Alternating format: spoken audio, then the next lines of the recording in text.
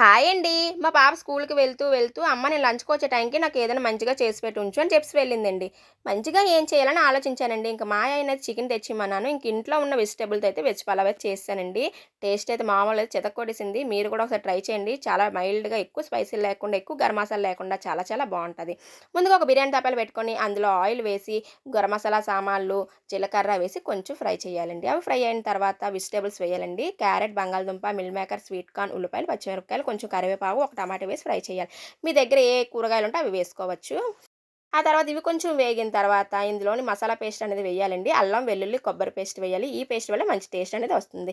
ఇది మంచిగా వేగిన తర్వాత వాటర్ అనేది వేసుకోవాలి. ఒక గ్లాస్ బియ్యానికి 2 గ్లాసుల వాటర్ వేసుకోవాలి.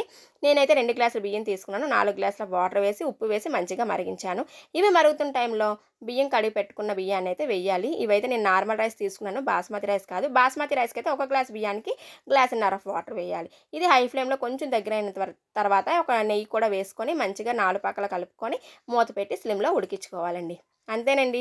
వేడి వేడిగా వెజ్ పలావ్ అయితే రెడీ అయిపోయింది. ఇంక ఇది ఒకసారి మూత పెట్టేసి ఉంచేసి కూల్ అయిన తర్వాత ప్లేట్‌లోకి సర్వ్ చేసుకొని చికెన్‌తో సర్వ్ చేసుకొని తింటే ఇంకా చాలా చాలా బావుంటదండి. మీరు ఆలు కుర్మాతో కూడా ట్రై చేయండి. అది కూడా బావుంటుంది. మీ పిల్లలకు కూడా నచ్చుతుంది. ఇంక ఈ వీడియో గాని మీకు నచ్చినట్లయితే లైక్ కొట్టి ఫాలో కొట్టియండి. బాయ్.